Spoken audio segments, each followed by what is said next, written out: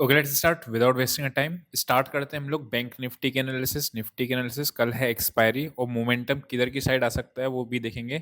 और एक समस्या मार्केट में आ गई है जिसकी वजह से थोड़ा सा ट्रेडिंग मुश्किल हो जाएगी। अभी मैं आपको बताऊंगा क्या वो एक्चुअल प्रॉब्लम देखने को मिल रही है, बट वो प्रॉब्लम है। और एज अ ट्रेडिंग अभी थोड़ी सी दिक्कत देखने को मिल सकती है इंट्राडे में, तो खासकर जैसे आज दिखी थी। बताऊंगा क्या है। अभी फिलहाल एनालिसिस को स्टार्ट करते हैं, ठीक है। कल हम लोगों ने बैंक निफ्टी को बाय किया हुआ था, आपको पता था। और 50,050 के ही टारगेट्स थे, और बीटीएससी में लेके गए थे, प्रॉफिट होल्ड कर गए थे। रीज़न क्या था? साइकोलॉजी, है ना। प्रॉफिट में ट्रेड था, कैरी करना था। अगर थोड़ा बहुत गैप डाउन भी खुलती तो भी हमारे फेवर में ही था मार्केट, ठीक है। लेकिन अभी मार्केट ने देखोगे आप तो यहाँ पे ही उसने बेस बनाया 51,700। आपको याद है कि मैंने क्या कहा था कि बेचना है आपको तो कहाँ बेचना है? इसके नीचे ही बेचना है, अदरवाइज नहीं बेचना है। बेचना है तो ऊपर में बेच सकते हो, मतलब 52,050 के आसपास आएगा तब आप बेचना, अदरवाइज इस वाले पॉइंट के नीचे, ये दिख रहा है ना, ये वाला जो पॉइंट था, इस पॉइंट के नीचे ही बेचना था अपना आपको, राइट। बट वो आया नहीं, उसके नीचे आपका यहीं से सपोर्ट लिया और मार्केट ने यहाँ से ऊपर भी गया, ठीक। अब आप ध्यान से देखो क्या हुआ मार्केट में। ऊपर खुला, खुलने के नीचे है, देन ऊपर गया, देन ऊपर जाने के बाद फिर नीचे आया, और आपका पूरा ही दिन साइडवेज में क्लोज दे गया। लेकिन ये नॉर्मल साइडवेज दे नहीं था। नॉर्मल साइडवेज होता है इस तरीके से, कैंडल्स का साइज बहुत ज़्यादा बड़ा नहीं होता है। इसमें कैंडल्स का साइज बहुत बहुत बड़ा था। मतलब अगर ऑप्शन राइटर जो होगा ना वो परेशान हो जाएगा, बिकॉज एकदम से स्पाइक्स आते हैं उस केस में, है ना। तो अभी आपको दिख रहा है कि मार्केट में एक रेंज आ गई है, ये ठीक। क्या होगा अगर ब्रेकआउट आया तो वापस से एक ट्रेड मिलेगा, ब्रेकआउट नहीं आया, ब्रेकडाउन आया तो भी अपने को इसके नीचे पे। देखो दो बातें हैं, सेल कहाँ करना है? या तो फॉल्स ब्रेकआउट पे सेल करना है जो अभी निफ्टी में था, आपने देखा था। या फिर आपको इस पे सेल करना है कि ये वाला लेवल टूटे 51,800 का, ठीक है। तो फॉल्स ब्रेकआउट कब होगा कि 50,050 के ऊपर चली गई, और वहां से आने के बाद नीचे क्लोज दे दी उसने 960 के नीचे, वापस से क्लोज दे दिया। इसका मतलब ये जो कैंडल है वो फॉल्स ब्रेकआउट की है। तो अपने को सिंपल कौन से लेवल्स को ध्यान में रखना है? 51,825 या 800 के लेवल को ध्यान में रखना है। और बड़ा ट्रेंड देखने के लिए 51,679 669 या फिर 51,700 राउंड ऑफ में ले लेना। इसके नीचे क्लोजिंग देती है तो फिर बैंक निफ्टी की क्लोजिंग खराब मानी जाएगी वो केस में, ठीक है। ऊपर क्या है वो भी देख लेते हैं एक बार। सेलिंग आई थी आपकी यहाँ से, ये चीज़ आप लोगों को ध्यान में रखनी है, 52,345।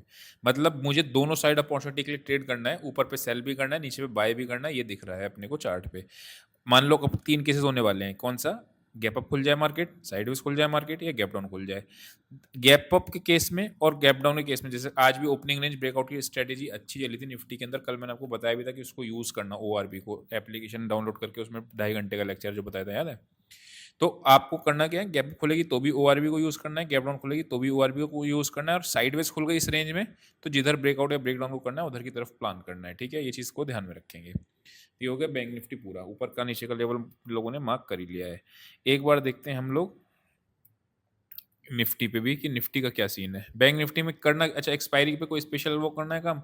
लेवल्स को मार्क करके रखेंगे। ब्रेकआउट मतलब बड़ा ट्रेंड तभी होगा जब 51,700 के नीचे मार्केट सस्टेन कर जाएगा, या फिर आपका 52,350 के ऊपर चला जाएगा। अभी मार्केट में एक्सपायरी चार्ट पे उसी के बीच में दिख रही है, ऐसा लग रहा है अपने को, ठीक है। ये चीज़ ध्यान में रखना है। निफ्टी में अगर आप देखोगे गैप खुला, और गैप खुलने के बाद सीधा नीचे आता चला गया, और नीचे आने के बाद वापस से लास्ट में यहाँ पे कंसोलिडेट करना चालू कर दिया। निफ्टी क्यों गिरा, बैंक निफ्टी क्यों नहीं गिरा? इसका रीज़न कोई मुझे बताया कमेंट्स में कि ऐसा क्या हुआ कि निफ्टी तो गिरता चला गया, बैंक निफ्टी नहीं गिरा, जबकि बैंक निफ्टी ने बचा के रखा है, तो निफ्टी को गिरा कौन रहा था? ठीक है, कमेंट्स में बताना। अभी फिलहाल आगे बढ़ते हैं और निफ्टी में देखते हैं। और निफ्टी, अब मैं आपको वो रीज़न बताता हूँ कि क्यों मैं ऐसा कह रहा हूँ कि थोड़ा सा मार्केट में डिफिकल्टी बढ़ गई है, क्योंकि निफ्टी नेगेटिव चल रही है और बैंक निफ्टी पॉजिटिव चल रही है। अब ये बड़ा असमंजस सा डायलेमा पड़ जाता है। क्यों? क्योंकि अगर बैंक निफ्टी ने अपना साथ छोड़ दिया तो निफ्टी तो कोलैप्स कर जाएगा, है ना, क्योंकि निफ्टी तो ऑलरेडी वीक चल रहा है। तो वीक अपनी निफ्टी है, और आपका बैंक निफ्टी जो है वो स्ट्रॉन्ग कह सकते हो या नहीं भी कह सकते, बट साइडवेज तो है ही, और ब्रेकआउट की उस पर है। इसमें ब्रेकआउट फेलियर का सीन दिख रहा है निफ्टी के अंदर, देखो ध्यान से। ये ब्रेकआउट पॉइंट था, राइट। इसके ऊपर क्लोजिंग इसने दे दी थी, ये है ना 21,150 के ऊपर, कल हम लोगों ने देखा भी था। 150 के ऊपर इसने क्लोजिंग दी थी। उसके बाद आपका अगले दिन इसने फॉल्स ब्रेकआउट कर दिया। अब इसका लो टूटेगा जैसे ही, ठीक है ना, तो वापस से आपको एक ट्रेड मिलेगा डाउन साइड का तो 24,850, और ये तेजी से भी आपको नीचे को आते हुए दिखेगा उस केस में, ठीक है। तो ये चीज़ को ध्यान रखना। 24,850 का लेवल अपने को मार्क, सॉरी 24,950 है ना, ये कौन सा लेवल है? 25,050, ये लेवल है, ठीक है। 40-50 के बीच में मान लो ये टूटेगा तो एक बार आपको कहाँ तक 25,010, और इवेंचुअल टारगेट जो इवेंचुअल मतलब आखिरी टारगेट जो होंगे वो 24,850 तक के लिए प्लान भी कर सकते हो उस केस में, ठीक है। क्यों ऐसा कह रहे हैं? बिकॉज ये कैंडल आपकी फॉल्स ब्रेकआउट की होगी, कल पता चल जाएगा जैसे इसका ये टूटेगा। तो ये फॉल्स ब्रेकआउट की कैंडल है, इसका मतलब मार्केट आपका फिर तेजी से नीचे आएगा। और दिख रहा है आपको चार्ट, कंसोलिडेट किया, ट्राई किया ब्रेकआउट देने का। अब निफ्टी बैंक में देखना, यही सेम चीज़ आप निफ्टी बैंक में देखना, फर्क देखना, पता चलेगा आपको। ये आ गया अपना बैंक निफ्टी। अब बैंक निफ्टी में ये ब्रेकआउट है, अगर ब्रेकआउट फेल, पता है क्या है, ब्रेकआउट फेलियर दोनों में होता ना तो एक ट्रेंड बहुत अच्छा मिलता, बहुत बढ़िया मजा आता और कन्विक्शन बैठता। इसमें ब्रेकआउट आया लेकिन इसने वहीं सपोर्ट ले लिया, मतलब ये आपने 51,700 की सपोर्ट ले गया उल्टा। तो ये तो फॉल्स ब्रेकआउट की जगह पे कंफर्मेशन दे रहा है क्या, कि मार्केट में भैया ये तो ब्रेकआउट लेजिट है। मैंने क्या बताया कि ब्रेकआउट दो तरीके के होते हैं, ये आपका ब्रेकआउट देता है, कंसोलिडेट करता है, ब्रेकआउट दिया, राइट। दूसरा किस तरीके से, जो अच्छा ब्रेकआउट होता है, ब्रेकआउट दिया देन यहीं पे इसने सपोर्ट ले लिया, है ना। तो ये ब्रेकआउट अच्छे के वो संकेत दे रहा है और निफ्टी ब्रेकआउट फेलियर के दे रहा है। इस केस में आप कंफ्यूज हो जाएंगे कि किधर की साइड ट्रेड लेना है, किधर को नहीं लेना है। तो कोशिश करते हैं क्वांटिटी साइजिंग को कम रखने का, ठीक है। इसलिए हमने कोई फर्दर ट्रेड लिया नहीं आज के दिन इंडेक्स में, क्योंकि समझ ही नहीं आ रहा था, अगर आप बैंक निफ्टी में घुस जाते तो भी लॉस लग सकता था, निफ्टी में घुस जाते तो भी लॉस लग सकता था, ठीक है। खैर वापस आते हैं निफ्टी पे अपन, और निफ्टी में अपने लोगों ने दो लेवल को मार्क कर रखे हैं 20, ये तो टूट ही नहीं रहे हैं, मतलब क्लोजिंग दे भी दिए, लेकिन ये आपका जो हाई है इसका, ठीक है, 125,000। ये ऑप्शंस के डेटा पे कई दिन पहले निकला था जब ये वाली कैंडल बनी थी यार, 7 अक्टूबर को। तब से ये आज तक ऊपर की रेंज बन गई आपकी 24,500 और नीचे आपकी 24,800। हालांकि इस दिन इसने तोड़ दिया था ये लेवल 800 का, बट वापस से रीगेन कर लिया था, है ना।